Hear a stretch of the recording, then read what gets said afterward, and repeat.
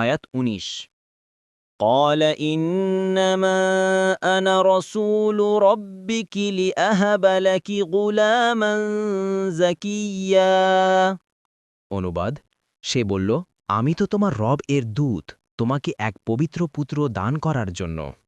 তাফসির ১ নং ফুটনোটের বিবরণ। সে দূত হলেন জিবরিল আলাইসাল্লাম।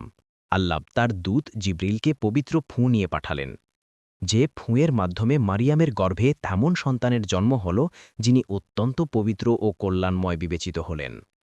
মহান আল্লাহ তার সম্পর্কে বলেন, স্মরণ করুন যখন ফিরেশতাগণ বলল, হে মারিয়াম, নিশ্চয় আল্লাহ তোমাকে তার পক্ষ থেকে একটি কালেমার সুসংবাদ দিতেছেন।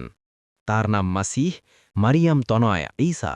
সে দুনিয়া ও আখিরাতে সম্মানিত এবং সান্নিধ্য প্রাপ্তগণের অন্যতম হবে। সে দোলানয় থাকা অবস্থায় ও পরিণত বয়সে মানুষের সাথে কথা বলবে এবং সে হবে পুণ্যবানদের একজন। সূরা আলে ইমরান ৪৫-৪৬, আয়াত ২০।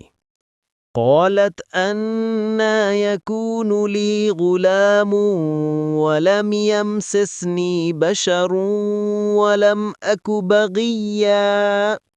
অনুবাদ, মারিয়াম বলল, কেমন করে আমার পুত্র হবে যখন আমাকে কোনো পুরুষ স্পর্শ করেনি এবং আমি ব্যভিচারিণীও নই।